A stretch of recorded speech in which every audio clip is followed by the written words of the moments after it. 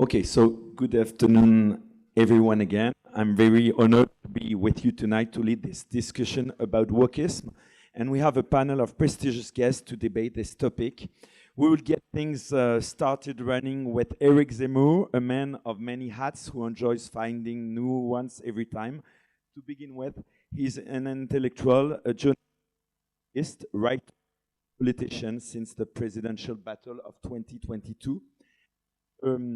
Hitting the headlines with landmark books and offering us epic television moments, notably on the status.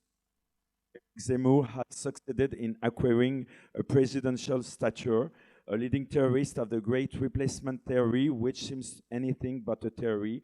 He founded the Reconquest Party, managed a pick up of to 19% in the polls. He notably wrote the terribly lucid French suicide, and France has not said its last word. The fight continued 2023 with his latest work, I Haven't Said My Last Word, and we could not be more pleased to hear that. Eric Zemmour, bonsoir. Eric Zemmour, on peut l'applaudir. J'aimerais bien qu'on m'amène un second micro. Le wokisme, c'est donc le sujet de cette table ronde. Alors, première question, qu'est-ce que le wokisme pour vous et comment se répand-il? Merci beaucoup. D'abord, bonsoir, vous m'entendez tous? Je vais essayer de parler un peu plus lentement que ce matin parce que on m'a expliqué que j'avais fait beaucoup de peine au traducteur qui s'était fait mal. Donc, je vous promets que je vais essayer d'aller un peu plus lentement. Oui, effectivement, c'était du wokisme pour le finir. Ça me paraît logique que ça soit franc. Alors, qu'est-ce que le wokisme? Vous savez tous, évidemment, même ceux qui sont aussi mal que moi, que woke, ça veut dire éveillé, et que qu'est-ce que sont? Quoi? Les wokistes, là c'est mieux? Les wokistes considèrent que nos sociétés occidentales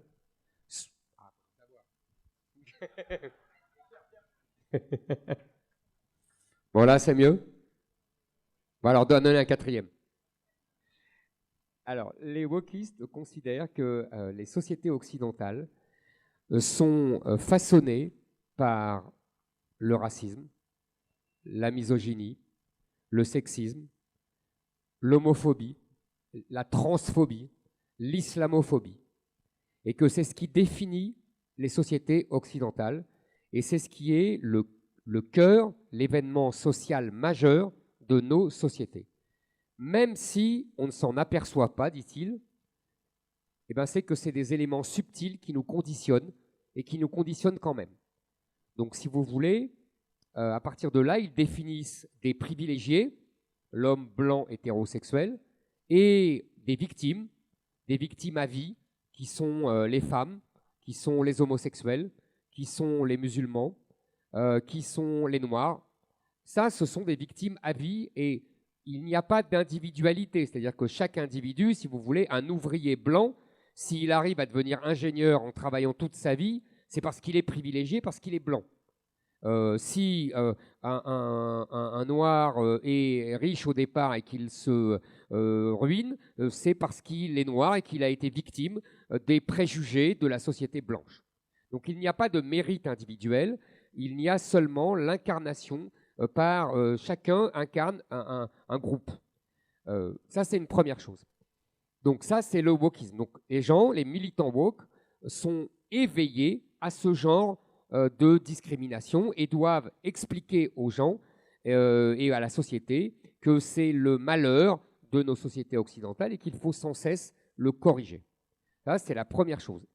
Alors, la question suivante, évidemment, c'est comment il arrive, d'où il vient et comment il arrive à se répandre. Alors, d'où il vient, là, c'est encore nos liens transatlantiques qui ont été mis en œuvre. C'est-à-dire que les intellectuels français dans les années 60, les fameux intellectuels de la déconstruction, Derrida, Deleuze, Lacan, etc., qui ont expliqué que rien n'était simple, rien n'était au premier degré, que toutes les structures, que ce soit la famille, la patrie et tout le reste, n'étaient en fait que ce qu'on imposait aux gens et qu'il fallait les déconstruire, qu'il fallait voir ce qu'il y avait derrière. Cette théorie, cette French théorie, comme disent les Américains, est allée aux États-Unis, elle s'est répandue dans les campus américains et c'est devenu le wokisme. Et les Américains nous ont renvoyé ce wokisme en Europe et en particulier en France. Ça, c'est la première explication la plus claire. Maintenant, ce qu'il faut bien comprendre, c'est comment il s'impose. Parce que ce n'est pas évident. Après tout, on pourrait en rire ou on pourrait la rejeter.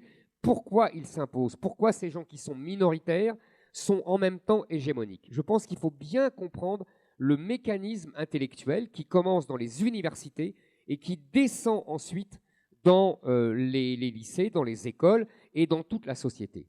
Il faut bien comprendre ça. Je vous donne un exemple que j'emprunte d'ailleurs à un intellectuel anglo-saxon qui s'appelle Peter Boghossian et qui a très bien expliqué ce mécanisme à partir de ce qu'il appelle, et de ce qui existe vraiment, les fat studies, c'est-à-dire les études sur les gros, sur l'obésité.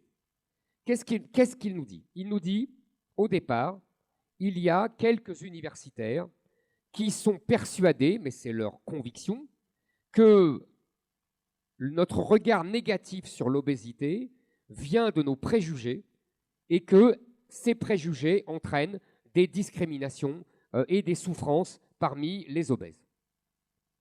Bon, très bien, ça pourrait rester une opinion entre 4 ou 5 personnes, mais c'est là où le génie des woke s'opère. Qu'est-ce que font ces universitaires? Ils créent une revue avec un comité de lecture. Ce comité de lecture sélectionne des articles qui sont publiés dans la revue, qui s'appelle Fat Studies. Je tiens à préciser quand même que ça existe, je n'invente pas. Donc, la revue commence à publier des articles sur les persécutions et sur les préjugés autour des obèses. À partir de là, il y a un comité de sélection des articles. Et donc, on envoie des articles qui prouvent et qui attestent de ces persécutions et de ces préjugés autour des obèses. Et puis, à partir de ce comité de lecture, à partir de cette revue qui est publiée, qu'est-ce qui se passe? Eh bien, on crée des séminaires universitaires avec des étudiants. Et des dizaines d'étudiants s'inscrivent, des centaines d'étudiants s'inscrivent, des milliers d'étudiants s'inscrivent. Puis, cette revue et ce comité de lecture universitaire, eh bien, il va créer des diplômes. Parce qu'on va tester le fait que des étudiants qui se sont inscrits dans ce séminaire enregistrent bien et expliquent bien les théories autour du Fat Studies. Et aux meilleurs élèves et à tous les élèves qui recrachent bien la doxa, eh ben on va leur donner des diplômes. Et ces diplômes vont être labellisés par l'université. Et à partir du moment où vous avez un diplôme labellisé par l'université, eh ben, vous allez trouver du travail autour de ces théories, que ce soit Fat Study ou théorie du genre ou que sais-je encore. En revanche, ceux qui vont essayer au sein de l'université de contester ces soi-disant études vont être marginalisés. Je vous donne un seul exemple que je connais très bien. Madame Michèle Tribala, qui est la seule démographe iconoclaste depuis 30 ans, a été complètement marginalisée à l'INED. Et on continue. Nous avons ces étudiants qui rentrent dans le monde du travail, qui vont répandre les théories qu'ils ont apprises à l'université. Nous avons des journalistes qui ont été dans les mêmes universités que ces universitaires et qui vont répandre les théories dans les journaux, dans les médias. Et à partir du moment où ils vont les répandre dans les médias, ils vont convaincre des gens et les politiques vont reprendre ces théories pour éventuellement en faire des lois. C'est comme ça que depuis 20 ans, la théorie du genre a été imposée dans toutes les universités occidentales. Au début, ce n'était rien d'autre que du militantisme. Mais le militantisme est devenu savoir. Et cette mécanique universitaire, c'est du blanchiment de militantisme en savoir. Et quand ensuite, dans les médias, vous allez vous opposer, c'est ce qui m'est arrivé, vous allez vous opposer à cette théorie, on va vous dire, mais monsieur, c'est scientifique. Regardez, c'est attesté par l'université Intel, c'est attesté par l'universitaire Intel. Et ce n'est pas fini. Ces universités, ensuite, ça va redescendre. Ça va redescendre dans les instituts de formation des professeurs qui vont être éduqués à cette théorie. Et dans les centres de formation des professeurs, ensuite, ça va se répandre dans les livres scolaires. Ensuite, dans les lycées, dans les collèges, à l'école primaire. Parce que tout va redescendre. Et évidemment, si jamais vous contestez cela, on va vous dire, mais enfin, vous contestez la science. Vous êtes vraiment un analphabète. Vous êtes quelqu'un qui conteste la science comme on a contesté Galilée. Et ça, vous êtes pris dans une machine absolument implacable, qui consiste à imposer des théories qui sont fumeuses au départ. Je vous donne un seul exemple, on devrait en rire si les gens ne l'avaient pas repris sérieusement. Il y a 20 ans, une anthropologue française a décrété que les femmes étaient plus petites que les hommes parce qu'au temps de Cro-Magnon, les hommes de Cro-Magnon volaient la viande aux femmes et leur interdisaient de manger de la viande. Mais vous voyez, vous en riez. C'est exactement ce que j'ai fait moi aussi. Mais je peux vous dire que pendant des années, cette théorie a été enseignée, s'est retrouvée dans le journal Le Monde, le plus grand journal français, très sérieusement. Et que ceux qui en riaient ou le contestaient étaient pris pour des misogynes, des gens qui contestaient la science, etc., etc. C'est ça le wokisme. Comment on peut faire face au wokisme alors d'après vous? Alors. Là, il y a plusieurs, il y a deux manières d'affronter le wokisme. Soit on est au pouvoir, soit on n'a pas le pouvoir. Ce n'est pas la même chose. Si on a le pouvoir, on fait ce que fait Orban. En vérité, c'est Orban qui a raison. C'est pas du tout lui le liberticide. C'est lui qui essaye de restaurer la liberté universitaire. Et ce sont les wokistes qui essayent de la briser, de l'interdire. Ils interdisent, ils sont totalitaires. Ils interdisent tout ce qui n'est pas leur théorie fumeuse. Puisqu'évidemment, ils l'imposent comme la science. Mais c'est exactement comme le marxisme. Qu'est-ce que c'est le marxisme? Le marxisme, c'est une théorie de Karl Marx qui a la prétention, comme on est au XIXe siècle, et que tout est science au XIXe siècle, qui a la prétention d'être scientifique et qui va se répandre dans les universités en disant, mais voilà, c'est la science. Ils nous refont le même coup. Et c'est le même totalitarisme et c'est la même façon d'interdire toute opposition. Donc, qu'est-ce qu'on fait quand on a le pouvoir? Simplement, on combat. C'est-à-dire qu'on interdit, on établit des lois, on a les moyens législatifs. Et on ne fait pas semblant, comme par exemple notre gouvernement qui, soi-disant, interdit l'écriture inclusive, autre arme et autres théories fumeuses, soi-disant scientifiques, mais qui ne les fait pas appliquer. Alors maintenant, quand on n'a pas le pouvoir, comme nous, qu'est-ce qu'on fait? Moi, j'ai dit dans un discours l'année dernière que j'allais m'opposer et utiliser mon parti politique, non pas seulement à préparer des élections comme ils le font tous, mais à mener ce combat culturel. Parce que le grand drame de la droite française depuis 1945, c'est que, y compris le général de Gaulle, a renoncé à mener le combat culturel et à laisser l'université, et à laisser l'école, et à laisser les médias, et à laisser tous les moyens culturels, le cinéma, etc., à la gauche, à l'époque marxiste, et désormais celle qui a pris sa succession, les wokistes. Donc, et comment on mène le combat culturel? En tout cas, comment moi j'essaye de le mener? D'abord, en les appelant wokistes.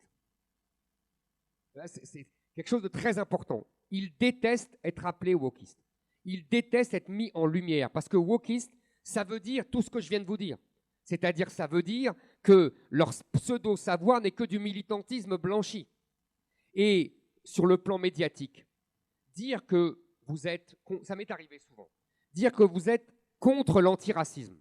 Pour nous, on comprend ce que ça veut dire. Ça veut dire qu'on refuse l'antiracisme institutionnel, etc., etc. Mais dans les médias, dès que vous dites ça, on vous dit « mais alors vous êtes raciste ». Et vous ne pouvez pas vous sortir de ça. En revanche, si vous dites « je suis contre le wokisme », là, ils ne peuvent plus avoir leur position en surplomb moral. Ça, c'est une première chose. Deuxième chose, j'ai créé il y a 1 an ce qu'on a appelé les parents vigilants. C'est-à-dire un groupe de parents qui voient et dénoncent ce qu'ils voient dans les manuels scolaires, l'idéologie wokiste, qui voient dans les méthodes des professeurs, qui voient dans les associations qui ont table ouverte dans les écoles françaises et qui sont des associations pro-migrants, qui sont des associations pro-LGBT, etc., etc., et qui font de la propagande auprès des enfants de 8 ans, de 10 ans, de 12 ans, qui leur apprennent qu'ils ne sont pas forcément une petite fille, qu'ils ne sont pas forcément un petit garçon, qui leur apprennent que les migrants viennent de partout dans le monde et que c'est bien et qu'ils doivent ouvrir leurs bras et ouvrir leurs frontières. Bref, qui endoctrinent nos enfants les plus jeunes possibles. Toute cette méthode-là, nous les dénonçons. Les parents vigilants sont maintenant 60 000. C'est un résultat formidable. Et d'ailleurs, on voit la réussite de nos parents vigilants à la fureur qui commence à prendre parmi les syndicats d'enseignants, tous de gauche, parmi les médias qui font des séries de papiers pour dire que nous sommes une menace dangereuse pour les enseignants, qui disent que nous faisons de l'entrisme dans les écoles, alors qu'évidemment ce sont eux qui font de l'entrisme dans les écoles et que simplement on réagit à leur entrisme, qui disent que nous menaçons les enseignants alors que nous ne donnons jamais de nom, qui disent que nous sommes une arme de guerre contre les enseignants alors que justement nous avons parmi nous des enseignants qui nous disent que nous avons raison et que nous menons le bon combat car c'est une catastrophe pour les enfants. Parce que vous comprenez, non seulement ils endoctrinent les enfants, mais ces théories fumeuses qui sont présentées comme de la science, ça rend encore plus médiocres nos enfants alors que le niveau scolaire s'est déjà écroulé depuis 40 ans. C'est accélérateur de médiocrité et d'affaissement du niveau scolaire de nos pauvres enfants qui doivent subir cela.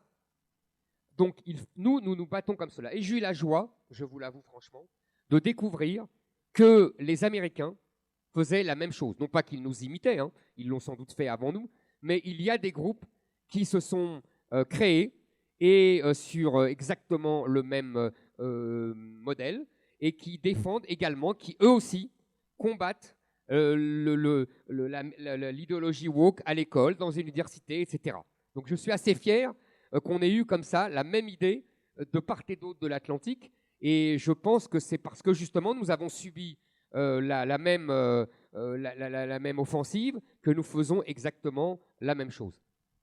Donc voilà comment je pense que nous devons combattre, nous devons continuer à combattre. Nous avons depuis cet automne-là présenté des candidats dans les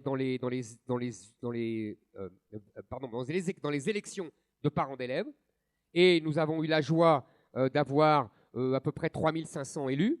C'est un début. Évidemment, les syndicats habitués et habituels hurlent à l'extrême droite, à l'entrisme, etc.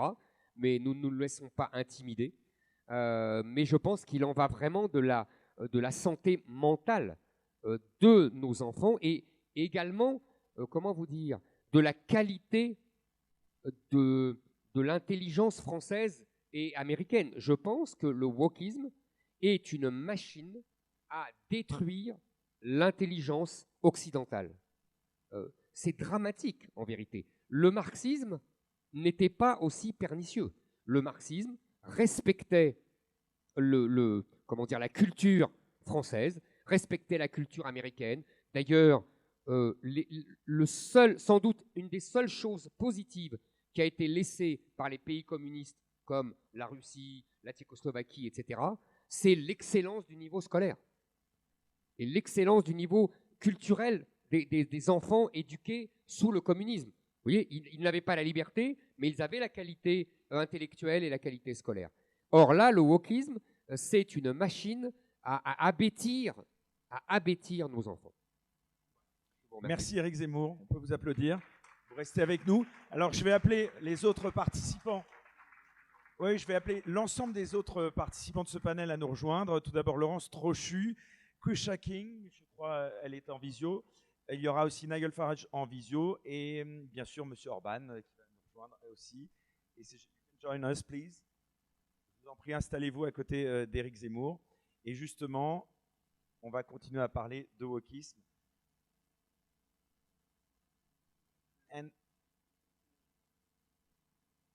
Est-ce que...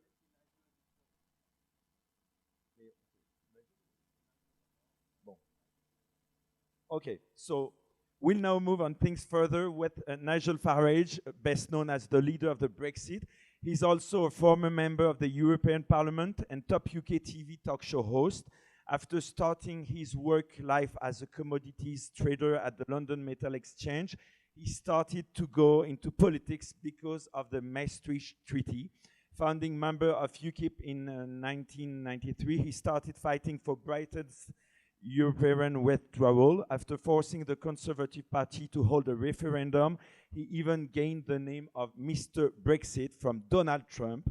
In 2019, he was forced back into Westminster politics in order to stop the Brexit betrayal. With his new Brexit party, he won the May elections. Finally, he is also a presenter of FARAGE on GB News, the #1 rated commercial news program on British News Channel. We feel lucky to have you with us today. Nigel Farage, can you hear us? So, hello, Mr. Farage. Given your recent experiences, can you tell us how wokism has entered into corporate and banking system?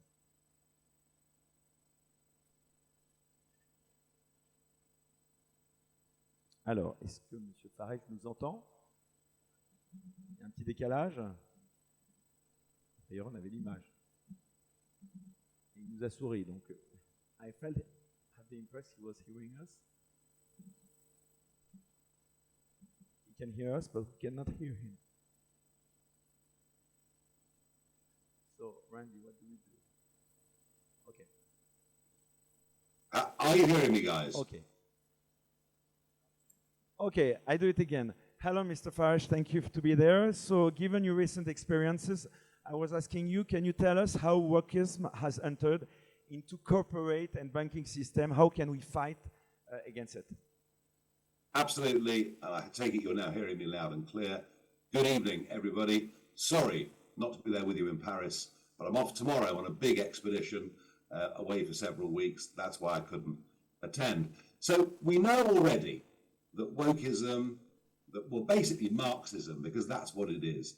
It's Marxism, it's using race, it's using gender to try to divide us, just as, just over 100 years ago, the Marxists used class in Russia to bring down the Tsar.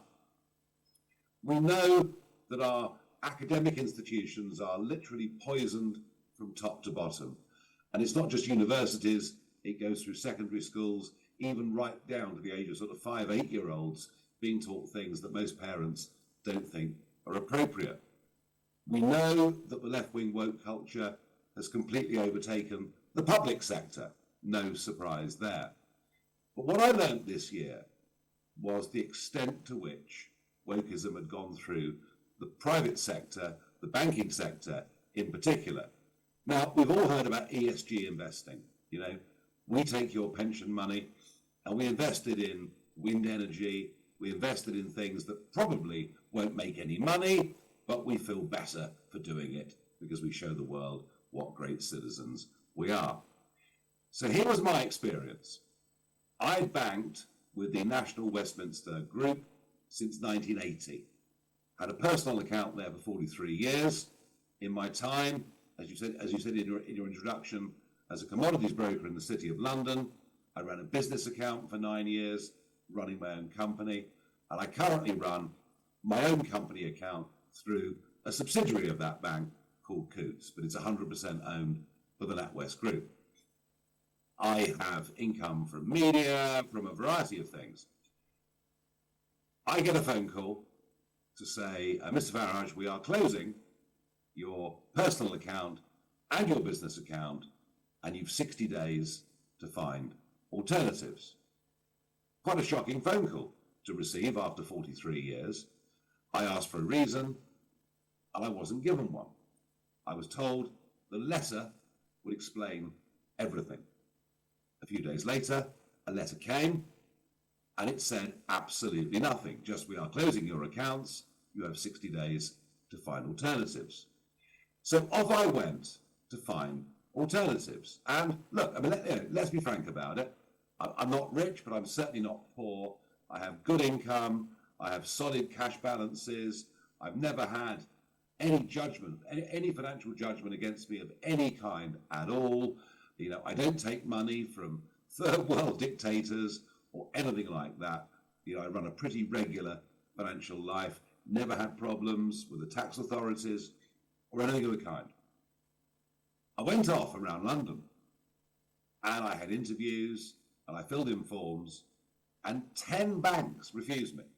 10 banks said, no, we can't do your business. It's too difficult. It's too risky. You know, you are a politically exposed person. Now, I was lucky. I was lucky that one of the very few good things that Tony Blair did was to bring in a Freedom of Information Act. So I was able to write to the bank to issue what's called a subject access request. And after 30 days, back came this document. And it was quite extraordinary. I was being debanked because my views did not align with the values of the bank.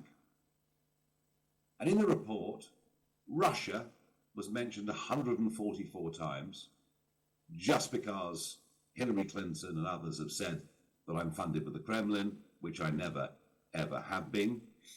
Brexit was mentioned 86 times, and of course Brexit to the corporate sector in Britain is like that because they're all globalists. They don't believe in national security.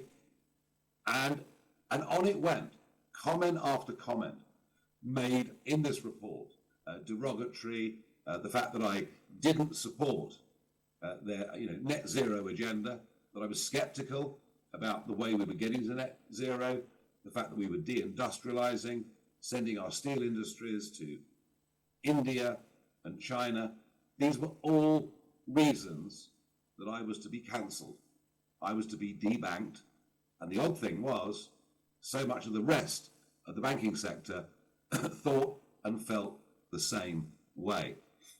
I was quite shocked to dig down deeper to find that the regulatory authority, the Financial Conduct Authority, which oversees financial markets in the UK, and that of course is insurance, it's banking, it's stocks, it's bonds, it's everything. And it's not just the City of London. You know, all of us need and use pensions, access financial services in some way. So I was pretty shocked and appalled, and I decided to go public. I decided to blow the whistle to say, look, you know, I have been debanked, and if I can't get another bank account, I will become, in the 21st century, effectively a non-person. Because you can't live, you can't exist without a bank account, without means to pay and receive money. Because cash, well, there are some circumstances in which you can still use cash, but frankly, not enough. So I went public, and I was met, it was extraordinary. I was met with an avalanche of emails and letters from people saying they've done the same thing to us too. And it now turns out that 1 million people in Britain have had their bank accounts closed over the course of the last 5 years. Not many of them for their political views, but because they've received a payment that was considered to be odd. And this all goes down to rules and regulations made in Brussels, made by the European Union, that basically say that we have to adopt and support an agenda of diversity and inclusion. And that within the banks means that they now promote people according to their ethnicity, according to their stated gender, although in the case of NatWest Bank, who I had this enormous row with, their ID badges are interchangeable. So you can be a man one day and a woman the next day. And I'm really, honestly, truly not making this up. This is how deep all of this has gone. And it's happened through equalities legislation. It's happened through even the regulators themselves insisting that private companies operating within the financial services sector abide by a certain set of political values. And that is diversity matters more than ability. That climate change must be believed like an absolute religion, and that open borders and free movement of people is a good thing that should never, ever be questioned. So this rot is in the banking sector. It's in the insurance sector. In fact, it operates right throughout the entirety now of our private corporate businesses.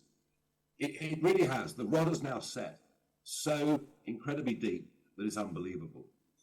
And the people that pay the price are people like me, who have opinions that they don't agree with. Vicars. There was a vicar who went into his bank in Yorkshire because they'd literally decked out the front of the bank in Gay Pride Month, colours, rainbow colours and slogans, and said, look, I bank with you because I think you're a secure place to have my money. I want to transact through you. I don't bank through you to be given political signals. They cancelled his account. Others get cancelled for a whole variety of reasons, but the customers themselves are never, ever told. So there is a major scandal that is going on right at the heart of our financial services industries, without which none of us can actually live and survive in the 21st century. Well, I fought them very hard, I fought them very publicly. I'm pleased to say that the chief executive of NatWest has been forced to resign. The chief executive of Coutts, the subsidiary, has been forced to resign. The government have said that it is an outrage that anybody should be debanked as a result of their political opinions.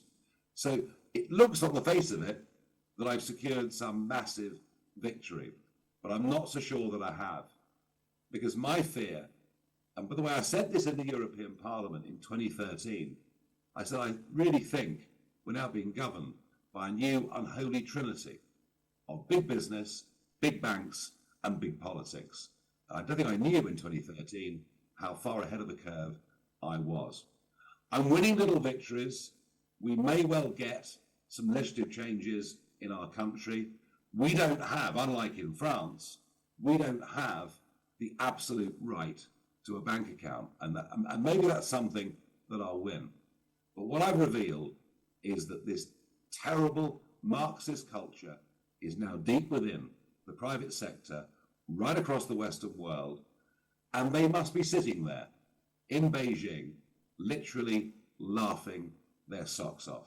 So I've been deeply shocked by what's going on, and I very much hope that when we get the 47th President of the USA into the White House in January 2025, and of course it's going to be a good friend of mine, a chap called Donald J. Trump.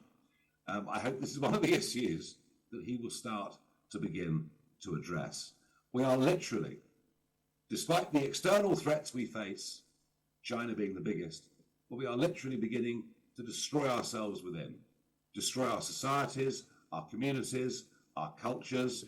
We are ashamed now of our histories and what those that went before us did, but we're now financially putting ourselves in a worse position. If your banks and insurance companies are run by people who've been over-promoted on the basis of their gender, on the basis of their ethnicity, on the basis of their politics, that probably is the ingredient for another banking collapse, the likes of which we had back in 2008. So my last great mission was to get Britain to leave the European Union, and I'm pleased to say I did have a degree of success with that.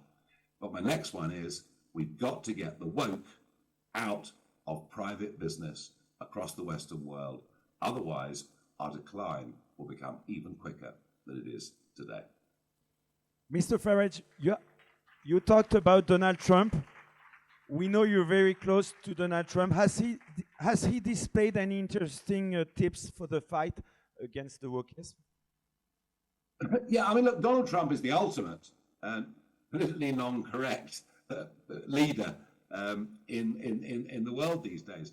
He understands this fully, whilst I never ever betray in public any private conversation with him, which is why I've stayed friends with him for many, many years.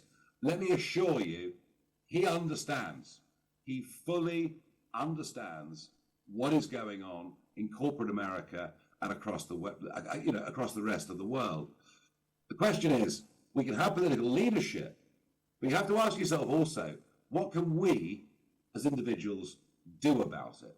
Well, in the end, after being turned down by 10 banks, Lloyds Bank in the UK, established a few hundred years ago, Lloyds Bank's chief executive said we would never ever get rid of a customer on the basis of his or her personal, political, legal views. And so I've moved my account to Lloyds Bank. I think many others have followed. So we all have a bit more power than we think. We're all able to choose where we spend our money, what we do. And sometimes people talk about boycotts. I don't believe in boycotts because they're negative. I think positive affirmation, saying, right, this company is saying and doing the right things. It believes in free speech. It wants to get the woke and the politics out of business, so we can do that. The other thing we can do is, if we're shareholders in companies, we have the right to turn up to their public annual general meetings and start to ask questions from the floor. And it's only a matter of time before the investment industry realizes that actually the whole ESG agenda is not delivering good results for their customers. Just look at the bankruptcy of a major wind company in America a couple of weeks ago, the fact that the British North Sea auctions didn't find one wind farm company that was prepared to get involved without massive taxpayer subsidy. And look at the fact that actually oil and gas companies have done terribly well. So I think actually all of us can give a little push to say, look, our pensions, our investment, our insurance, our banking, all of this should be completely apolitical. So I would say to everybody in the room and outside that actually we have more power as individuals than sometimes we think. Thank you very much, Nigel Farage. Thank you. Then things will be considered with a different angle thanks to Balázs Orbán. He's a Hungarian minister and also the political director of Prime Minister Viktor Orbán, which has such an important role to resist the European globalization and uniformization underway. After a career in research and teaching, he entered politics in 2018. Since 2021, Balázs has been serving as political director under Viktor Orbán, where he bravely defends Hungarian values and way of life against what the European Union would like to enforce. Balázs Orbán, I'm sure your advices will be precious for all of us around this table. You can come here from me, please. First question, it feels like the Hungarian people are more immune to wokism than other countries in Europe. What is their secret strength for that? Thank you very much. Bonsoir. Good afternoon.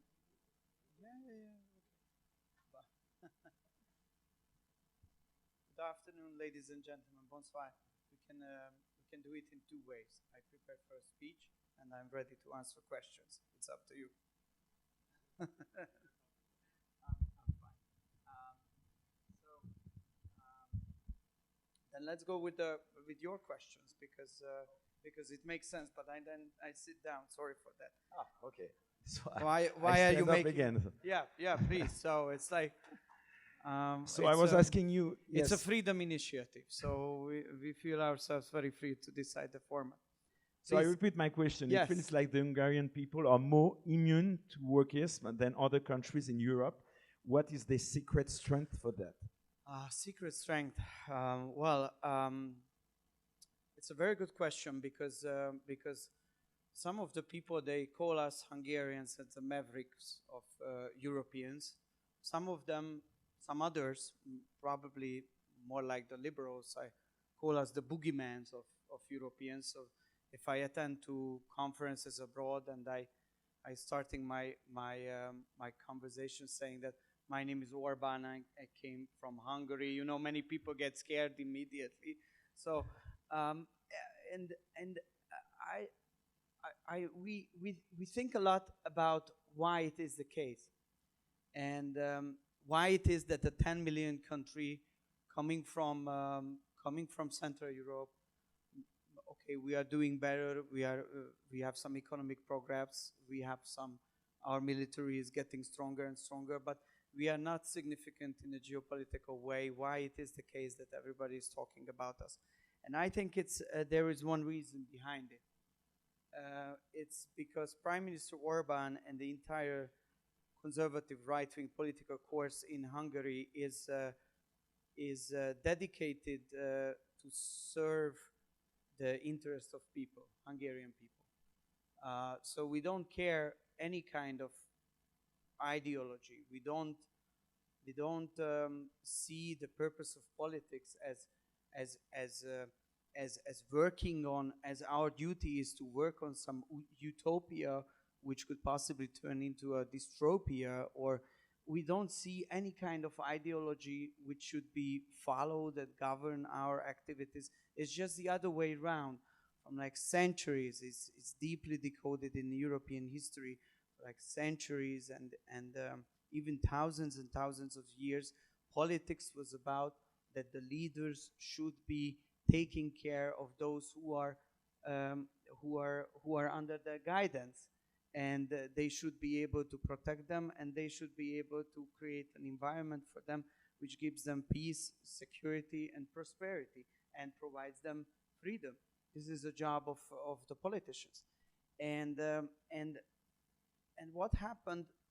We lived under liberal, post-communist ruling class for a long time, not just before the transition period, before the Soviets went out, but also after that. We had liberal government for like 8 years before we were elected, and they have done what the liberals are doing all over the world. They ruined the country, and people voted first in favor of us because they wanted to have a country which is successful. They were fed up with this, with the collapse of the country, collapse of the economy, collapse of the social order, collapse of security. They wanted something else, and then we realized that. And since then we didn't up. So if you are in power, it does not mean that you have the right to give up the principle that you are there by the people, from the people's will, but you have to follow it. So since 2010, what we're doing is that if civilizational questions, I mean really important historical questions, coming into the top of the political discourse, we ask the people what they want. We asked the people in 2016 when 400,000 people try to march across our country and try to cross the borders illegally. We asked the people, we organized the national referendum, what they want. And overwhelming majority, the people said that they don't want this. They want law and order. They want stopped illegal migration, and they don't want any kind of forced relocation quota or whatsoever from Brussels. So the government duty is to reject that and resist and represent this opinion of an international level, even if it's controversial, even if it's highly attacked by the liberal mainstream. This is the job. And the same with the Wokism. I mean, at the beginning, when we started to talk, when we seen that this thing is coming, because it was obvious that what is going on United States and some Western European countries, we started to talk about it in Hungary. And there was an open debate, and when I started to say the word Wokism, because we don't even have an Hungarian word of it. So I also have to use the English word because there is no Hungarian word about it. And I started to talk about Wokism, then an old lady came to me and asked me why I'm talking about the French journal Vogue, what it has to do, the Vogue, the women magazine, with all these crazy things. But then it's slightly it arrived, and people, even ordinary people, citizens, started to realize that what is coming through Netflix and what is coming through all the digital platforms, and what is pushed by NGOs supported by George Soros, a very talented, famous Hungarian. Anyway, but so it's like it's something very scary. And then the government initiated another referendum where more people voted against gender propaganda in schools than supported the accession of Hungary to the European Union. So it's really a huge political victory. And I think the outcome or a takeaway for foreigners from this is that if you turn towards the people, ordinary people, and the silent majority, they will support you. You just have to keep and don't give up the fight. And then history will prove also that you were right. Just think about the migration case. Now all Western European and American cities are suffering of the consequences of mass illegal migration. Our Jewish people are not feel themselves safe on the streets. Meanwhile, in Hungary, where we have zero illegal migration, especially migration which is coming from different civilization, even the Israeli government made the decision that the football games of Israel national team will be held in Hungary, in Felcsút, which is actually the hometown of Viktor Orban, and he is the president there of the football academy. And Israel as a national team will play there because most probably Mossad said that this is the most safe place for Jewish people compared to all the other opportunities. Viktor Orban's hometown, who was for like 30 years accused of and falsely accused of anti-Semitism by the liberals and by the George Soros people all over the world. So bad decisions has very, very bad consequences. You have to stick with the people, together with the people, and then history will prove you wrong. Will prove you are right. This is the Hungarian model. Can you tell us a bit more? What are the measures that the Hungarian government had chosen to counter the influence of that woke ideology? Since we had the result of the referendum, our job is a bit more easy. And since we are in government and we have the constitutional majority to amend the constitution, first what we did is we secured our legal system. Because the legal system should be protecting the people, not supporting the spread of woke ideology. So we amended the constitution. And I know it sounds ridiculous, but we have to put in the constitution that the father is a man and the mother is a woman. How ridiculous it sounds, but it's necessary because from that very first moment, from that moment, it's secured in a constitution.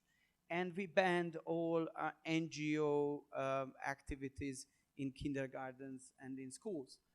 We said with the consent of the parents, it's free to do whatever the parents want to their children's education, but it cannot be part of the official educational structure. And now we are working on I think the most strict legal framework of protecting our children. So it's a job which is, honestly, it seems that it's never going to finish because new and new initiatives are coming up and new legal measures are needed to counter them. But But the basic idea is that, you know, adult people can do whatever they want. It's not our responsibility to decide. Probably God has the responsibility to decide. If they don't believe in God, then it's up to them. But children, dealing with children is different, because the future of the children is the cornerstone and the main pillar of the society. So the government and the state has to do anything which is allowed in a constitutional way to protect them. And this is a kind of a new legal system what we're building up. Obviously, there is a huge scandal in Brussels. They do everything they can to cancel us, to block us. They are supporting openly financially our political opposition. They are withdrawing our money. They are trying to postpone our voting rights, and so on and so on. They are using international courts to fight against Hungarian decisions. But again, it's if 2/3 of the Hungarian people voted in favor of that, then this is the only way how you can act. And honestly, if you are a sovereign country and you take sovereignty seriously, it doesn't matter which international integration you are part of. You have the right to decide, and you have everything, every power and every opportunity to act in accordance. So we would be very happy to see that we are not the only maverick country of the Western world. Thank you very much, BALÁZS ORBÁN. So now we are more than happy to welcome Laurence Trochu. She considers herself a right-wing woman and dedicates her political life to fighting left-wing ideology. She has already achieved many victories, especially in her home department in the Yvelines. She supported François Fillon in 2016 and then Éric Zemmour in 2022. In the legislative elections of June 2022, she achieved one of Reconquête's highest national scores. She's an outspoken critic of Wokism, and I'm sure she'll be sharing with us decisive arguments this evening. Bonsoir, madame. On est ravis de vous avoir avec nous. Alors tout d'abord, la question elle est assez simple. Quelles sont vraiment les causes finalement du wokisme? Parce que ça vient à connaître les causes, mais c'est ça le plus important. Exactement. Vous savez, on est la veille du 11 novembre. Alors je voudrais saluer particulièrement nos alliés de la première heure, nos alliés britanniques, nos alliés américains. Et je crois que le souci que nous partagions, que nos ancêtres partageaient lors de cette guerre, c'était celui de conserver nos nations dans leur continuité et la liberté. Et je pense que ce combat-là, c'est exactement celui que nous portons aujourd'hui tous ensemble. Et les causes du wokisme, Eric en a fait la genèse du point de vue, je dirais, philosophique et universitaire. Moi, je crois qu'il faut se référer là à Toynbee, qu'on a déjà évoqué ce matin. Nous ne déclinons pas parce que les barbares nous attaquent. Les barbares nous attaquent parce que nous déclinons. C'est je dirais, ce vide qui attire, en fait, nos adversaires à le remplir de leur idéologie. Alors évidemment, l'école est devenue, je dirais, ce nouveau terrain de jeu de la lutte des classes. On a vu l'inspiration marxiste tout au long de la journée, mais cette déconstruction, elle a été aussi orchestrée de manière toute particulière dans la politique française des années 80. Donc, les années 80, c'est François Mitterrand, évidemment.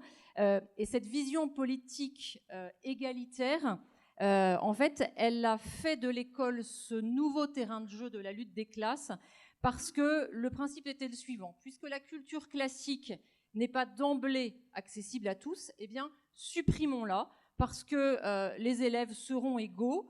Ils seront égaux dans l'ignorance, ils seront égaux dans la nullité, mais ils seront égaux. Et ça, c'est le logiciel de la gauche, évidemment, qui fait suite, je dirais, à tout un substrat anthropologique du marxisme, cette ère du vide que Lipovetsky avait très bien décrite.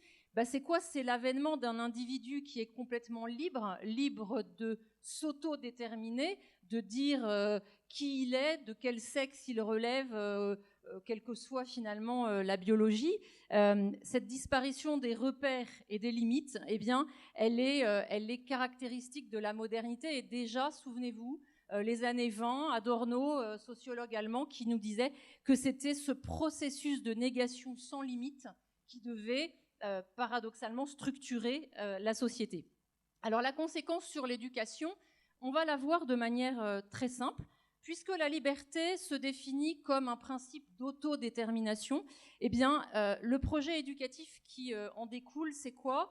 C'est placer l'élève au centre de ses apprentissages. C'est-à-dire qu'il n'est plus possible d'avoir un maître et un élève, parce que le maître, c'est le symbole de l'oppression.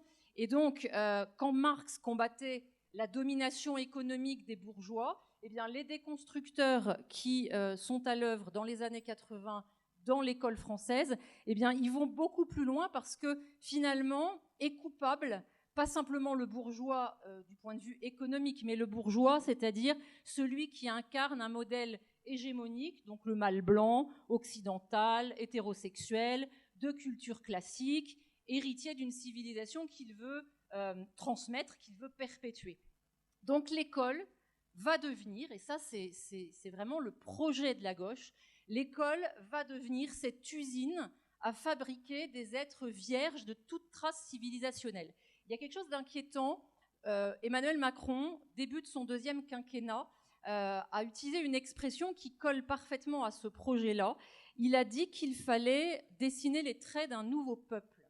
Eh bien, l'école, en fait, elle va servir à cela. Le nouveau peuple d'Emmanuel Macron, c'est quoi? C'est celui qui vit dans un monde où il n'y a plus de limites, où tout est au-delà. Donc c'est un nouveau monde post-national, il ne croit pas à la nation et certainement pas à ses frontières.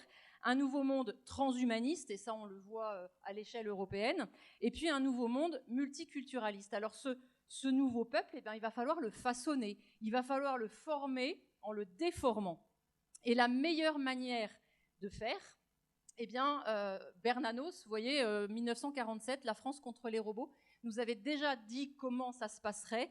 Eh bien, c'est la machine à bourrer les crânes. C'est la machine à bourrer les crânes qui veut en finir avec l'école qui servirait à formuler le jugement critique, parce que sans jugement, en fait, il n'y a pas de conscience. Donc cet appauvrissement de la pensée, il est organisé par une étape importante qui est celui de l'appauvrissement de la langue. Et c'est la raison pour laquelle, dans les solutions que nous évoquerons tout à l'heure, l'enseignement du français revêt un caractère fondateur. Je ne sais pas si les personnes dans cette assemblée qui ont eu à subir dans les classes une collection qui s'appelait « J'aime lire ». Je ne sais pas si ça vous dit quelque chose, Tom Tom et Nana. Je pense que dans les années 80, on a tous été biberonnés à ça.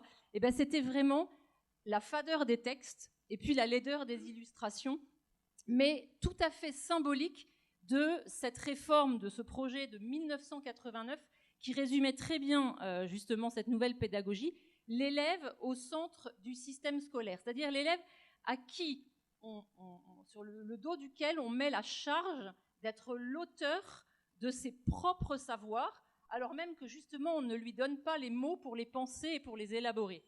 Et donc ça a entraîné très rapidement, on l'a vu et Eric l'a évoqué, cette baisse du niveau et du quotient intellectuel général. Et en 2018, il y a deux économistes norvégiens qui ont fait une étude très intéressante, justement, et qui ont conclu à l'importance du rôle de l'environnement culturel pour les élèves et leur niveau. Et l'intérêt de l'étude, il est de comparer des élèves entre eux, notamment au sein d'une fratrie, d'exclure de cette étude aussi des immigrés, parce que évidemment ça pourrait biaiser, je dirais, l'impact avec des enfants peut-être appauvris, y compris sur le plan éducationnel. Et alors, qu'est-ce qu'ils nous disent comme facteur non sociologique à même de comprendre ça, facteur non sociologique et non génétique? Le déclin des valeurs éducationnelles, la dégradation des systèmes éducatifs et scolaires, la télévision et les médias, on en a parlé, et la dégradation de l'éducation au sein des familles. Si on prend ça à rebours, eh bien, on voit quelles sont les solutions immédiatement. Et c'est vrai qu'on peut se poser la question, et c'est comment dire, l'économiste Fitoussi qui le disait très bien en commentant cette étude. En fait, la pensée unique vient de l'appauvrissement de la langue. Parce qu'évidemment, je vais donner quelques exemples. Quand vous n'enseignez plus le conditionnel, eh bien, c'est toute la logique hypothético-déductive qu'on n'apprend plus. Quand vous supprimez du vocabulaire français le mot de mademoiselle, quand vous appelez une jeune fille de 13 ans madame, qu'est-ce que vous faites? Vous gommez la différence entre la jeune fille et la jeune femme. Donc vous contribuez à ces frontières qui sont floutées. Et même chose quand vous n'enseignez plus la conjugaison des temps, eh bien vous ne pouvez plus penser qu'au présent. Et vous n'avez plus de référence au passé, vous ne pouvez plus penser l'avenir. Donc vous voyez, on a cet appauvrissement de la pensée qui vient aussi de l'appauvrissement de la langue elle-même, ce à quoi les pédagogistes ont travaillé. Et c'est quand leur chemin a croisé celui des politiques que s'est mis en place cette politique de l'école. Est-ce que le combat, il n'est pas déjà perdu? Est-ce qu'il y a des solutions finalement? Moi, j'ai envie de dire, je me bats pour qu'on puisse continuer à dire que 2 et 2 font 4, que la pluie, ça mouille, que, je dirais, un petit garçon, c'est pas une petite fille. Et là, je dirais que la référence à Orwell, elle est inévitable. N'oublions pas ce qu'il nous disait, le but de la propagande est de produire le découragement des esprits, de persuader chacun de son impuissance à rétablir la vérité autour de soi et de l'inutilité de toute tentative de s'opposer à la diffusion du mensonge. Le but de la propagande est d'obtenir des individus qu'ils renoncent à la contredire, qu'ils n'y songent même plus. Dommage parce qu'on est là, on est là de tous les pays d'Europe et des États-Unis. Alors je pense qu'il y a des solutions à mettre en œuvre. Vous l'avez compris, il y a un enjeu sur la formation du jugement critique. La formation du jugement critique, ça va passer par le rétablissement des savoirs académiques. C'est-à-dire que la structuration de la pensée va nous permettre de donner aux élèves les outils pour penser le réel, justement à cette époque où on a ce sentiment qu'on est dans une supercherie universelle et où dire la vérité, finalement, et je cite encore Orwell, c'est un acte révolutionnaire. Donc je pense qu'il ne faut pas qu'on se décourage. Et vous voyez aujourd'hui, parce que nous sommes dans l'opposition, ce serait plus simple si de fait nous étions aux manettes, nous sommes dans l'opposition.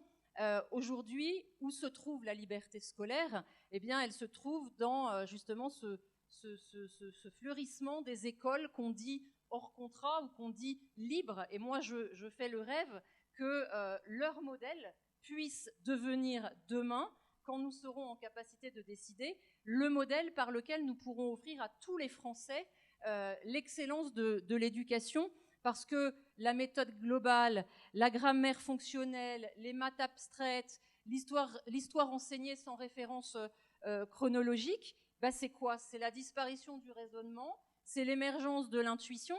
Et moi qui ai enseigné la philosophie en terminale, je peux vous dire que mon premier acte de résistance à cela, ça a été de bouleverser l'ordre de la classe avec la disposition des chaises et des tables. Quand je suis arrivée dans ma classe, tout était mis en table ronde. Et moi, je ne savais pas très bien si ma place était à gauche ou à droite d'un élève, au milieu, pour m'adresser tour à tour aux uns et aux autres. Et je leur ai dit, on ne va pas fonctionner comme ça. Ah bah oui, mais madame, on ne pourra plus faire de débat. On ne pourra plus faire de débat. Dans leur tête, ça voulait dire, en fait, on ne pourra plus exprimer les uns et les autres nos opinions. Je leur ai fait comprendre que leurs opinions, j'en avais rien à faire, qu'on était là pour chercher la vérité. Alors je leur ai dit, on va faire un premier exercice, commencer à sortir leur manuel. Je dis non, rangez tout dans votre cartable. On a repris les tables, on a repris les chaises, on a réinstallé le bureau sur l'estrade. Et j'ai dit, voilà, maintenant, on va commencer l'année scolaire comme ça. Et je crois qu'il y a des gestes symboliques qui traduisent finalement quel est le rôle du professeur, quelle est la place de l'élève. Et je pense qu'on a un deuxième axe qui est de lutter contre le mirage numérique. Le mirage numérique, c'est la recherche de l'innovation à tout prix. Et je me souviens avoir connu un très très grand moment de solitude en 2016 quand j'étais conseiller départemental des Yvelines, puisque revenait au département, la charge d'équiper les collèges en tablettes numériques. Et donc, avant de se lancer là-dedans, ça coûtait un pognon de dingue, comme dirait l'autre. Je me suis dit, il faut peut-être qu'on regarde s'il y a des études d'impact, qu'on regarde ce qu'ont fait les pays qui ont été pionniers en la matière. Je pense par exemple au Japon, je pense à la Corée, etc. Et puis, en regardant un peu plus ma délibération, j'ai vu qu'elle était accompagnée d'une circulaire de Najat Vallaud-Belkacem, qui était à l'époque ministre de l'Éducation.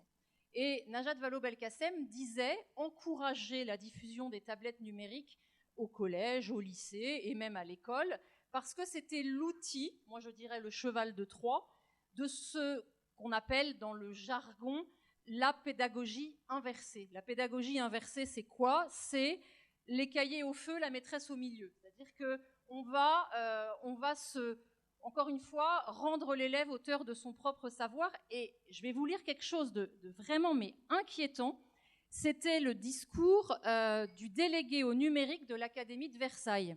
Le professeur est passé du face-à-face au côte-à-côte, laissant l'explication première à la machine pour être plus à l'écoute des besoins individuels de chacun. Le numérique apporte une toute autre approche de la pédagogie. Le professeur se transforme en classe, en un médiateur entre l'élève et l'outil. Un médiateur entre l'élève et l'outil. Alors, évidemment, ça révolutionne le métier des enseignants, bien sûr. Alors même que l'OCDE, dans des rapports qui datent peut-être maintenant quand même de 10 ans, nous disent que ça n'a, les outils numériques, aucune incidence positive sur le niveau des élèves. Mais ils s'en fichent, c'est pas grave. Ce qui compte, c'est qu'on soit dans l'innovation. Et il y a vraiment quelque chose de très grave qui a été signé dans une tribune de Libération, justement par tous ces pédagogistes. L'enjeu n'est pas tant de prouver qu'avec le numérique, les élèves vont mieux ou moins bien réussir, mais de s'interroger sur la place que le numérique peut ou doit avoir au sein de l'école du XXIe siècle, dont l'ambition est de construire une société plus juste, plus émancipatrice, en un mot, plus républicaine. Et bien, la feuille de route de l'éducation nationale en France depuis 10 ans, elle est là. Donc forcément, cette liberté scolaire qu'on réclame, elle est plus que jamais nécessaire. Et ce wokisme qu'on combat et qui passe par tous ces outils-là, eh bien, c'est ce que Viktor Orban appelait, lors du sommet de la démographie auquel j'ai participé, le nouveau communisme. Et finalement, on pourrait dire que Marx n'est pas mort, il s'est simplement réincarné. C'est ça le drame.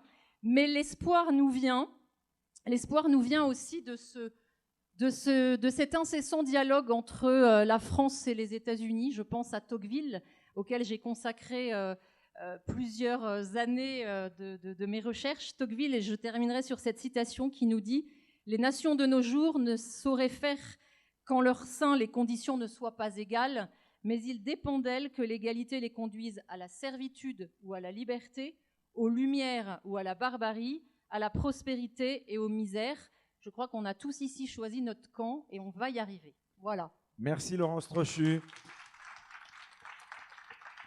Alors justement, pour finir, pour ces 10 dernières minutes, je crois que nous avons donc une ultime invitée donc en ligne et donc je vais la présenter. Voilà, elle apparaît à l'écran et donc oui, en anglais. Who would better finish this debate than QUISHA King, the famous host of the QUISHA King Show and founder of Action Up America that helps parents organize to get critical race theory and gender ideology out of their communities. Currently, she's a national speaker on education issues and parental rights across major national TV shows. She was notably a featured guest at Governor Ron DeSantis' 2022 States of the State Address. QUISHA fights for Christian conservative values around the country and has a passion for educating the next generation. Good evening. Can you hear us?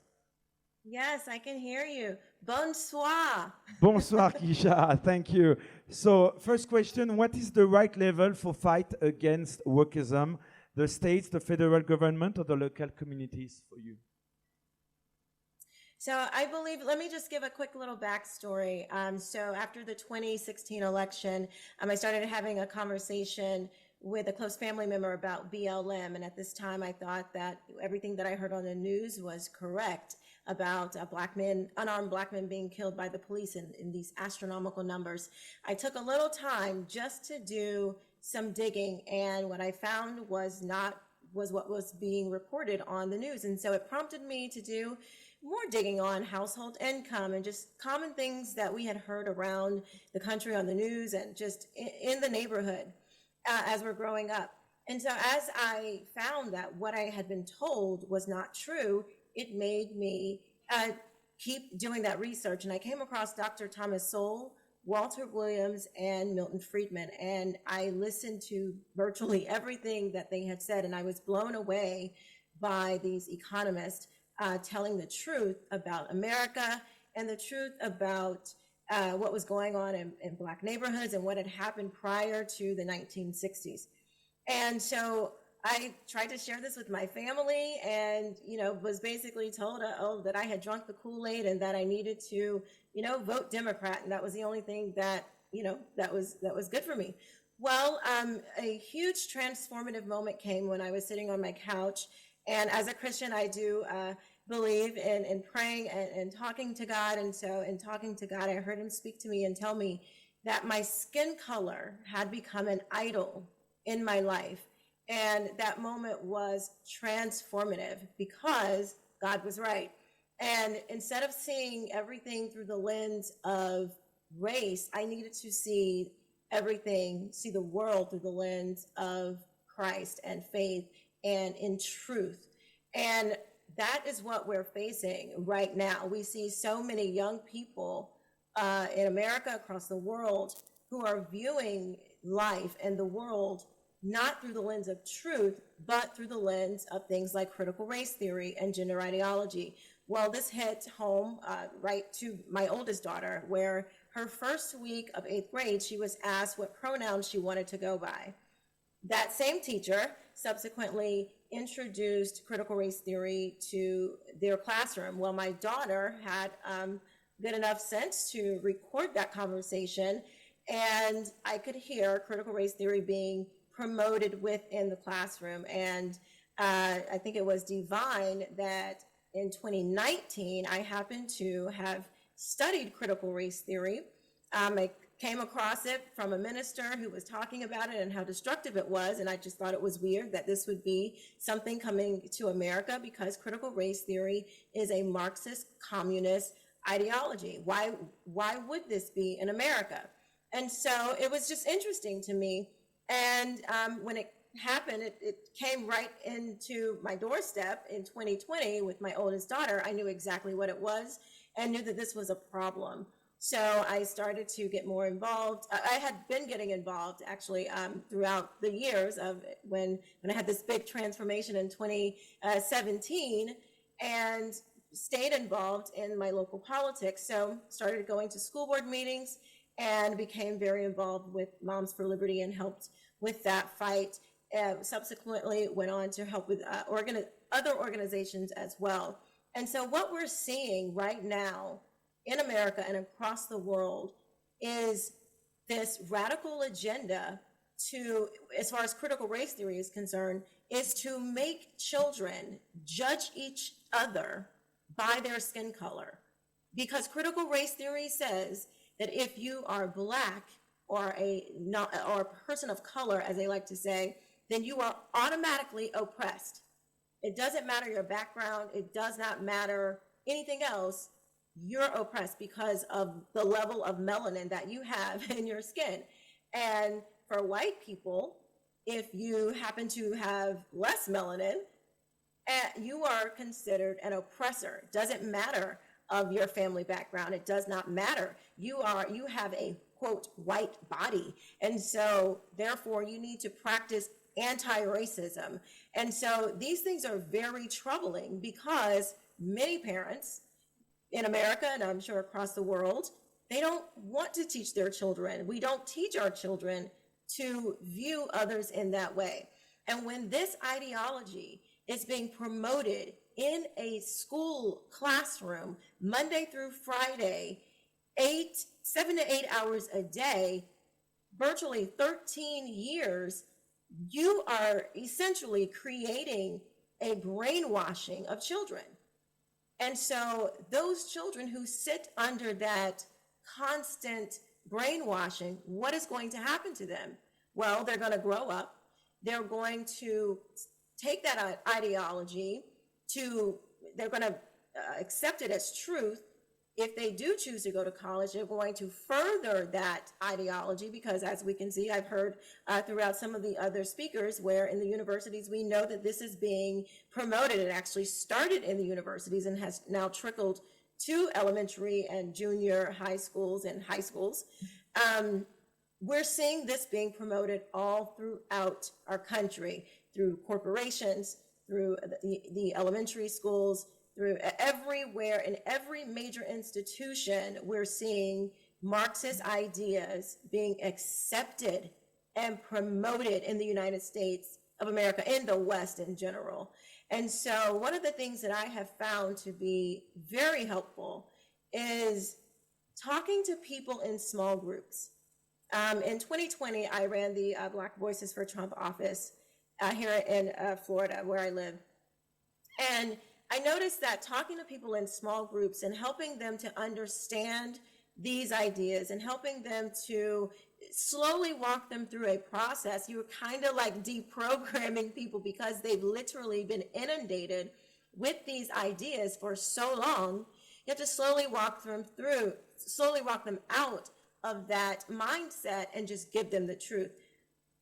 And so what we found was talking to people in small groups, helping them to see the truth and what was going on in their neighborhood. Because sometimes when we're having the bigger events, you can't really get to what's happening right in your own community. And as I've done this work with the different organizations, the one question I'm asked the most is, what can I do? Well, when you're faced with these huge obstacles and these complex ideas, it can feel very overwhelming to parents to know what they can actually do.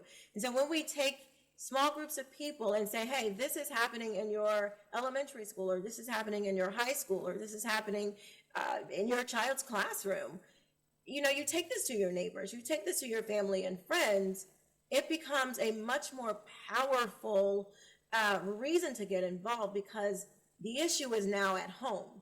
The issue is now right in your backyard. It may be right in your child's school or high school, or maybe in their, maybe in the PTA, maybe in a college that your neighbor's daughter or son is about to go off to. And so when you're bringing these topics to people and you can make it real for them, it seems to push them to get more involved sooner. And there's something tangible that they can do. They can actually go to a school board meeting. They can call up the administrators. They can actually go to the school, the college that they're about to pay tuition for to send their children to. And, I often say, half jokingly that, if you're going to send your children to college, for them to come out and think that men can be women and women can be men, you're definitely going to need a refund because that is not an investment that you want to make. And so as we talk about being woke, and seeing what we've done here in Florida, I am a huge supporter of Governor DeSantis. He has stood side by side with parents and helping us get the legislation that we need to get this critical race theory and gender ideology out of these schools and DEI out of the colleges. It has been extremely helpful in giving parents and concerned citizens the ammunition that we need to fight against these Marxist ideologies. And, when your child, I chose to pull my children out because of public schools, because having them sit in those, I call them indoctrination camps, having them sit in those indoctrination camps day after day, it becomes very difficult to deprogram every day. And so I chose to pull my children out. I'm not saying that that is everyone's situation that they can do, but certainly supporting things like school choice, school vouchers, where you can send your children to other, you can pick where you want your child to go that aren't pushing and promoting these dangerous ideologies. It is certainly better than having your child stuck in one institution. And when you are, when your child, if they happen to be confronted with this, teach your children that there are ways to confront these teachers, these administrators who are pushing these things in a respectful way, and say, you know what, I don't appreciate, you know, you asking me what my pronoun is. You know, that's not something I believe in, you know, and I think you should, you know, maybe respect everyone's feelings in this matter, and not just a few, because everyone doesn't believe that men can be women and women can be men, because, you know, it's not true. So sharing with your children, if they are age appropriate, to advocate for themselves when they are faced within that moment where a teacher or administrator, or they are coming into contact with people that are trying to push these ideas on them. Arm your children with the words and the encouragement and the confidence to respectfully but firmly push back. Because if we don't arm our children and really arm them with the information to push back against these ideas, we are going to end up with a generation, the next generation, promoting and pushing communism and Marxism in the United States of America and in the West around the world. So that is what I've seen in the community, and some of the things that you can do right now to push back. Thank you very much, Keisha King. Thank you. Thank you.